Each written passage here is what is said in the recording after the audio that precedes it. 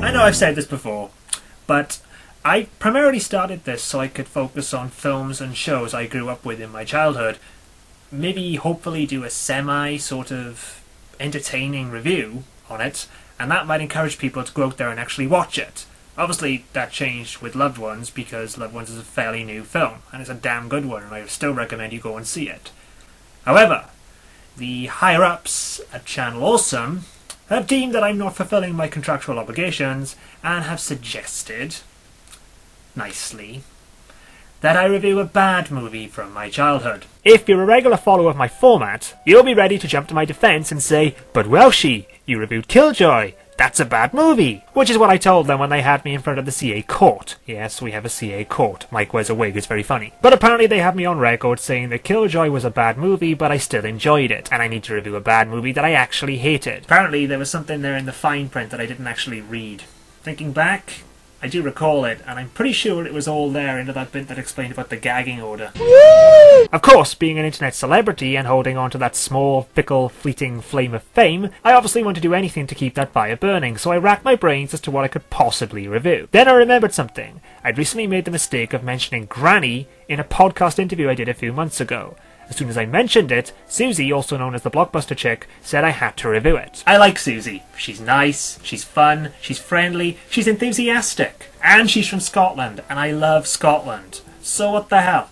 I'll brave Granny. I remember it being one of the worst films ever made, but it was only 58 minutes long, not 60 like the DVD says, minus 4 minutes for the opening and closing credits, both of which looked like they were designed on Windows Movie Maker without actually formatting the text. Alright, to be fair, Killjoy, in all honesty, wasn't that bad. Alright, no, that's a lie. It was bad, but it was funny bad, so I could actually enjoy that part of it. So there's every opportunity Granny could end up being exactly the same sort of film, right? I killed my grandmother. Okay, let me explain a little before I do something, I don't know, too drastic. Like Killjoy before it, Granny is one of those films I can remember renting from my local video store while in college and feeling like a part of me had died after watching it. Time heals old wounds, and since then I've become a much more cynical person, and probably a lot more deader inside too. I blame the Saw movies for this. So on second viewing, is Granny as bad now as it was then? Yes, very. And like Killjoy, you need to see it to appreciate just how bad it is. Terrible cast, terrible acting, woeful direction, sound, and score. The thing is an absolute train wreck right from the start, and I love shit like that. And I don't normally do this, but on the back of the DVD, it says, "In the spirit of Scream, and I Know What You Did Last Summer, Granny will have you guessing right to the twisted, shocking end." How could you not want to watch this film after reading a quote like that? So we open with Jason telling the story of how he killed his grandmother and passes out body parts to his circle of friends. I cut her into pieces. In reality, they're simply playing the same game Marge played in the third Simpsons Halloween special. These are her eyes. And amazingly, even though that episode is nearly 20 years old and is animated, it still manages to be better acted than this whole film. The characters, if you can call them that, have little to no defining characteristics other than Pete, who's the stereotypical jackass that always leaves me wondering why people would ever be friends with him. Is this the same hand that your grandmother used to pleasure herself? And Michelle, whose defining characteristic is she's the new girl. So I'll just briefly touch on the rest and go by what I can remember, and try and keep spoilers to a minimum. Jason dies first, Monica's the redhead, Christine's the sexy black girl, Vic's the one who wears glasses, Natalie's the blonde who likes sex, as the movie so subtly points out. I think you're the horniest girl I know. All you do is talk about sex. Nah, it's not even worth it. And Tom's the whatever. And that is pretty much all we're given to go on. Apparently, this is a weekly thing for the 7 friends to do, and with Michelle being the new girl to the party, they're welcoming her into the fold with a nice game of Grandma's Organs, and then a few drinks. But not before Natalie and Christine go to the bathroom to freshen up. You know how men are. Please. If they don't have it, they want it. And when they have it, they throw it away. I know. You know, I really don't think there was a script for these moments. I think they just told them to talk and make noises. I slept over at Tom's house for 2 nights. 2 nights? What'd you do over there for 2 nights? I hope that's rhetorical. A little bit of romance. Oh, guess not. A little bit of sex. Do people actually talk like this? Back downstairs, the characters all talk about nothing in particular, and I'm still convinced they weren't given a script and more just general notes, because they all talk all over each other, and nothing is actually said. Tom, though, suddenly has an announcement to make, which cues the score. Okay. Doesn't it just suck you in? He tells them to leave the house for an hour, and on their return, he will show them his paranoia through a planned skit. I don't know why anybody would find this confusing. I'm always doing things like this with my friends. How are you gonna show us your paranoia? Just wait a second. Let me explain everything. I mean, seriously, do people do things like this with their friends? I know some people meet and have drinks, some people meet for chess, hell, some people meet and have mass orgies, and I'm sure the whole body parts game has been done before. But if you were at a gathering, and your friend told you to leave the house for an hour so he could show you his paranoia, would you say, yeah, I'm up for that? Or would you turn to him and tell him to lay off the happy pills? Obviously, this is something that intrigues his friends, because they leave, with Tom performing the last rites for some reason. And an hour later they return, with no Tom in sight, and start once again talking all over each other. And this is where things get awesome. Over their babble, they manage to hear someone crying, but can't agree on where it's coming from. Oh my god. Somebody's crying in the basement. It's gotta be the basement. Basement! Okay, I guess it's coming from the basement. You guys are telling me that there's someone in the basement? I assume that line was put in there just in case people needed to catch up. Now that we've firmly established that someone's in the basement, Jason heads off alone to find out who it is. I have to say, I do appreciate the subtlety in his performance here. So long, my friends. I'm going to unite with my grandmother.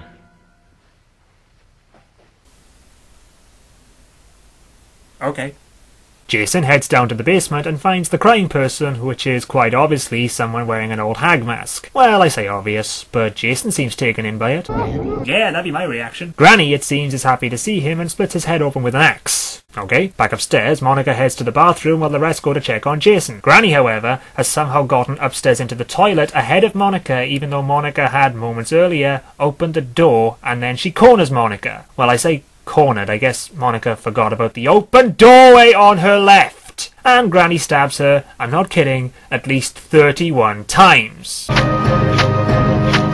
All with the same stab effect, which seems to render Monica mute because she doesn't make a sound, and somehow Granny's blade stays remarkably clean. I guess she must have one of those self-repellent blades. Or it could mean that not much blood was shed. I'm sorry, I shouldn't laugh, but that's so bad. Back downstairs, the group find Jason and think he's faking. I guess on top of playing Grandma's body parts, Jason also likes to use makeup to make it look like he's had his head carved in two. Eventually the penny drops and the guys realise he's dead, and Pete immediately pins the blame on Tom. This is just like him. He's always the one to take things too far. Get used to that. If you're going to watch this movie, you'll be hearing it a lot. Throwing around ideas like calling the police and leaving the house. You know, the sensible ideas. The group run upstairs and find Monica stabbed multiple times, blood all over the walls. Still, this doesn't stop Pete from inquiring about her condition. Is she alive? Just a flesh wound. I tell you what, you can't fault these actors when it comes to their delivery.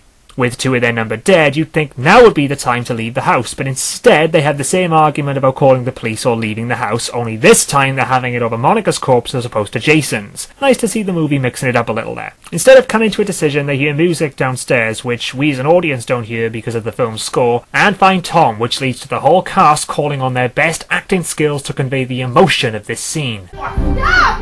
What's wrong with you? What the fuck? He killed them. They're fucking dead. What are you talking about? I went to get some chips and beer. How do we know that you went to the store? The tension, yes, I'm actually using that word, dissolves almost instantly though as Michelle spots Granny at the top of the stairs, so Pete and Tom head upstairs to get her, leaving Vic with the girls. Pete enters a room and gets locked inside while Granny attacks Tom with a baseball bat and a deadly stopped sound effect.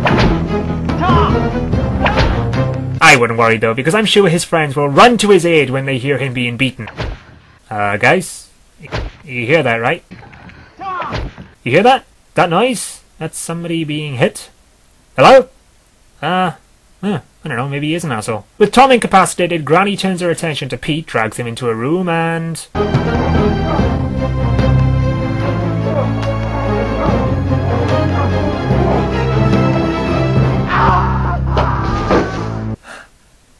Best death scene ever.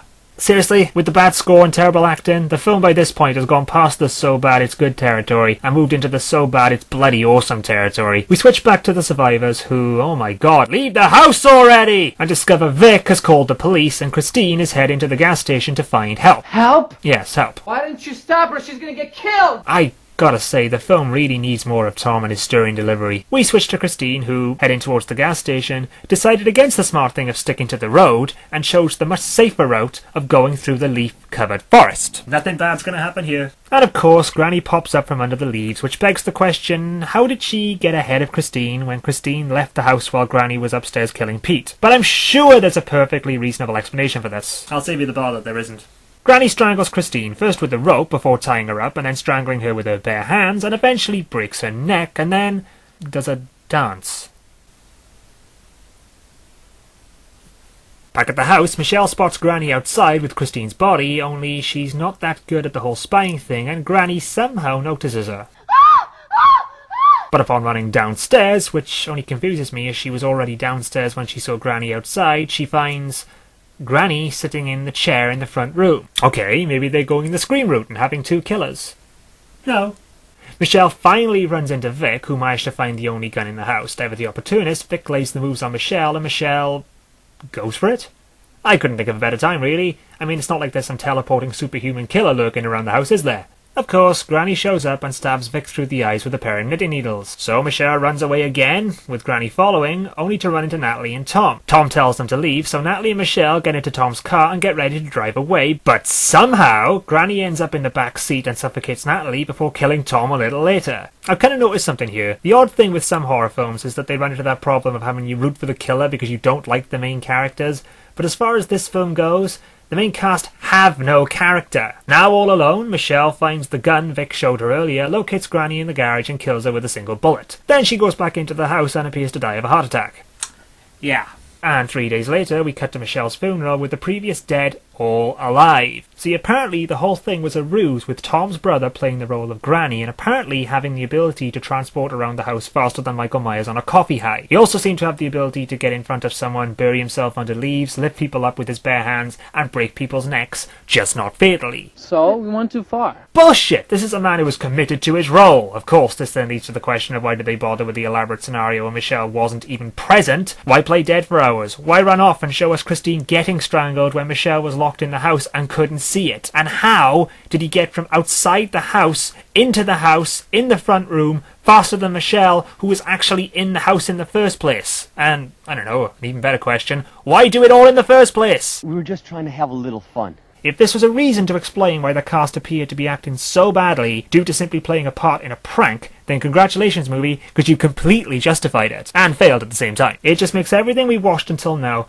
pointless from a storyline perspective, but absolutely hilarious from an acting standpoint. Seriously, this could be one of the best comedies I've ever seen. Also, this is Michelle's funeral, right?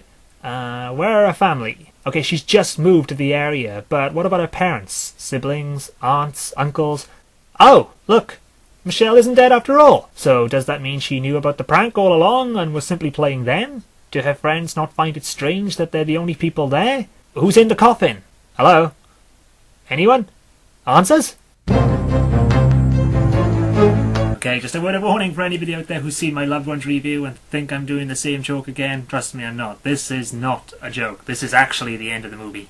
So yeah, that's Granny. It's quite possibly the worst film I have ever seen, but it's still something I recommend you watch just to appreciate how truly bad it is. The acting is so bad it's laughable, but I will say this, the actor playing the role of Granny is actually really good and has some great movements and character ad-libs that I'm sure weren't scripted or added by the director. If you ever want to see a film that is so bad it will make you both squirm and laugh at the same time, but not through enjoyment, I advise you pick this up.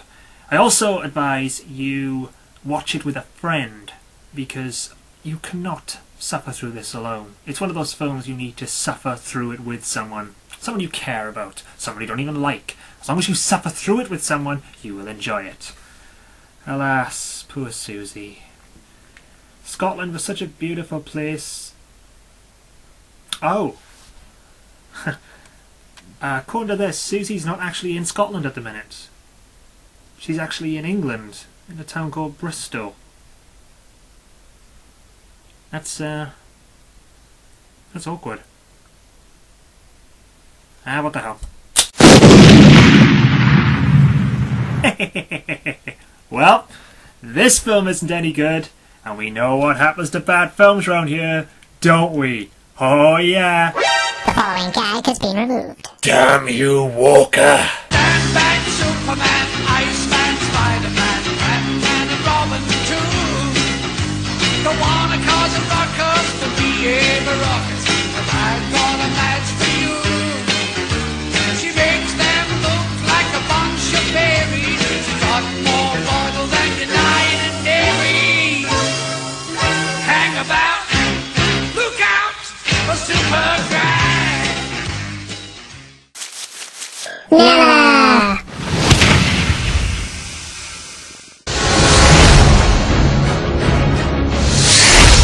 These aren't just random killings.